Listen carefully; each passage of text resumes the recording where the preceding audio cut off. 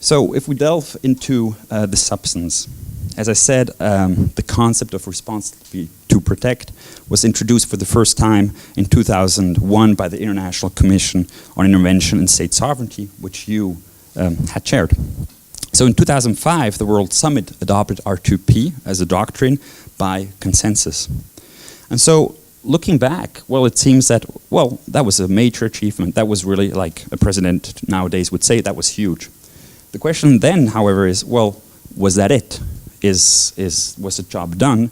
And where do we start now? How does it, where are we standing? How do things look?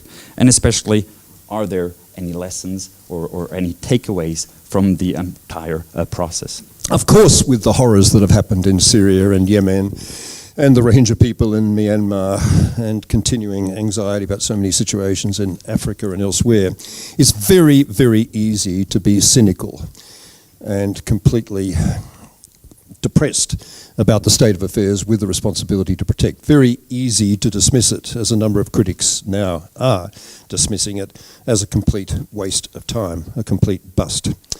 And obviously, there are huge challenges in terms of the effective implementation of the principles responsibility to protect in those very hard cases that have been going so spectacularly wrong. But let's try right from the beginning to put this thing in context by making clear that there are really four separate things that we who created the concept and implemented it initially were trying to do. And I think against three of those four benchmarks, we're actually not doing too badly at all. The first benchmark was to try to create a new normative principle that had hopefully universal acceptance, replacing the previous almost complete indifference of the international community, this belief that atrocity crimes, mass atrocity crimes, genocide, war crimes, crimes against humanity were simply not everyone's business, but no one's business. That sovereignty was effectively a license to kill. There was nothing much any of us could do about it. We had to cut through that.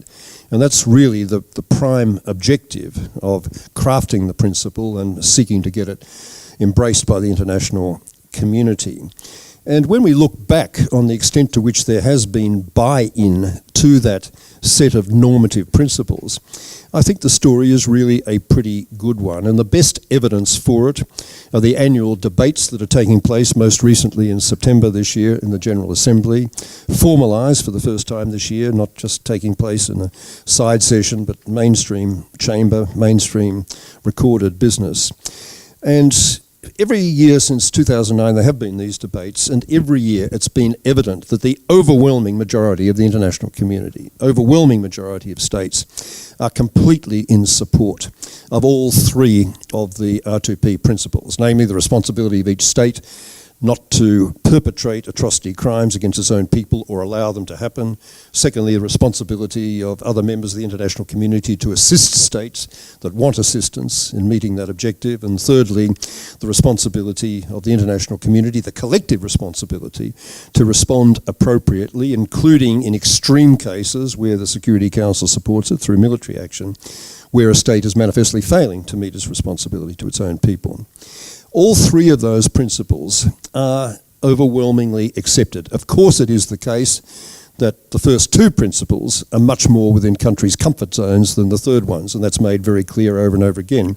But there's only a handful of countries, and they're the old familiars, the Cubas, the Nicaraguas, the Venezuelas, that from the outset have said we really, even though we signed up to it and supported the unanimous decision of the World Summit in 2005, we really think this is an unacceptable intrusion on state sovereignty. You get a little bit of that recurring theme from just a handful of countries, but overwhelmingly there is support for the basic principles, even from countries like China, who so long have insisted on principles of non-intervention, internal affairs and so on.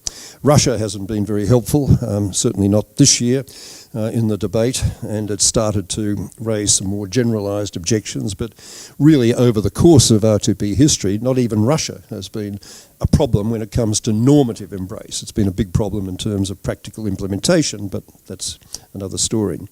So I think it is very important to recognise that we're in a very different place than the world was, 2001 when our report came out, 2005 when it was unanimously embraced by the General Assembly.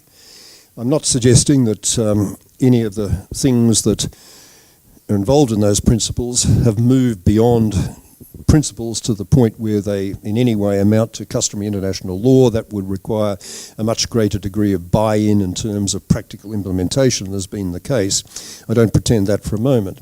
But that wasn't the attempt from the beginning. It wasn't to change the law, it wasn't to make new customary law or any other kind of law. It was simply to build on the principles of international human rights and humanitarian law that were already there, Genocide Convention and elsewhere, and win political acceptance for the absolute necessity to do something about these cases when they erupted. So that's the first benchmark. The second one, I'll be quickly about the others. When it comes to operating as an institutional catalyst, a catalyst for effective institutional response, R2P has really done quite well. We now have, in 60 countries or intergovernmental organisations, so-called R2P focal points, identified officials whose day job it is to monitor these R2P type situations as they're occurring around the world and to mobilise an effective response within their own country, their own institution. Admittedly, some of these officials are paying a little bit more lip service to the role than others, but many of them are taking it very seriously, and it does indicate the willingness to give practical content to this otherwise abstract norm. We do have a lot more effective civilian preparedness to deal with engagement, assistance, support and ultimately intervention strategies than was previously the case. We do have much more military preparedness in terms of so-called mass atrocity response operations, MARO, doctrine training, rules of engagement, this sort of stuff, because military operations, whether in support voluntarily of a country that seeks assistance or, of course, in the extreme case of Security Council authorised interventions, military operations in atrocity cases are not quite the same as traditional peacekeeping operations and certainly not the same as full-scale warfighting. They are something in between. There needs to be a whole lot of thinking about how to do this, and that thinking has been occurring. We've also had a significant degree of institutional evolution, of course, with the international judicial system and in particular the emergence of the International Criminal Court as a parallel development, but a very important one in support of R2P principles. The International Criminal Court has, of course, been under assault from some African countries, some Asian countries like the Philippines, and now grotesquely from the United States with the indefensible assault on the court that's been mounted recently by the Trump administration, the awful Mr. Bolton in particular. But nonetheless, ICC does deserve and demand our respect. It is tenaciously hanging in there and is a very important institutional vehicle. And I think R2P has been one of the catalysts for the consolidation of such influence as the ICC has. The third benchmark against which you have to assess the effectiveness when you're thinking about what we are trying to do is responsibility to protect as a preventive mechanism, an effective preventive mechanism. That's really the heart and soul of all this stuff, and over again the rhetoric of the international community makes clear that's where people's hearts are, and properly so. The trouble, of course, with prevention is that when you succeed, nothing visible happens, therefore nobody notices, and it's very hard to ever record success in a way that's seen as credible. But by and large, R2P has been an important energiser for a lot of preventive strategies in a lot of countries, and has been an important part of the explanation of why there has been no recurrence of atrocities in Kenya since 2008. It's an important part of the explanation why there's been no recurrence of atrocities in a number of West African countries since, in Kyrgyzstan since 2010. It's also an interesting and I think important part of the explanation why a country like Burundi, which for years has been on the edge of a volcano, waiting for another genocidal explosion to occur, hasn't yet exploded, because every time it gets close to the edge, the Security Council meets and there's intense scrutiny and discussion and debate about what kind of dampening down strategies. And this is all motivated by R2P in a way that would have been unthinkable when we go back to the days of Rwanda and the complete indifference of the international community to the evolving horrible situation there. So even though there's a preventive toolbox that is now very well understood, long-term structured structural measures, short-term operational measures, whether they're legal and constitutional, or going to economic support, or going to security sector developments, or whatever. It's a whole bunch of those strategies which are now very much part of people's internalised thinking and planning. So we've come a long way over the last 20 years, and I think R2P has been a big energiser of that attention to preventive strategies. But where finally the rubber really does hit the road, the fourth benchmark was an effective reactive mechanism. When prevention had failed, when atrocities actually occurring, will we be able to mobilise the international community to respond effectively to them? Here, of course, the story has at best been mixed, and probably to be objective about it, hasn't been really a good story at all. Some good stories, I mean, Côte d'Ivoire, early 2011, Libya in the first part of 2011, although that went very sour shortly thereafter. Kenya in 2008, the elections that exploded into genocidal violence, or potentially genocidal violence, not responded to by any military operation, but by an effective diplomatic mobilisation by Kofi Annan, the UN, the African Union. Really classic demonstrations of R2P principles at work, and pretty successfully applied. But then things went off the rails. It's a long and complicated story, we might get to it, but with Libya in 2011, when what was initially a classic demonstration of R2P working exactly as it was meant to, with prevention having failed, situation exploded, Gaddafi engaged in one-sided violence against essentially unarmed demonstrators, and then mobilising troops to march on Benghazi with the prospect of a massacre of thousands of people. The international community being really energised, mobilised, Security Council endorsing military response and succeeding in stopping that massacre.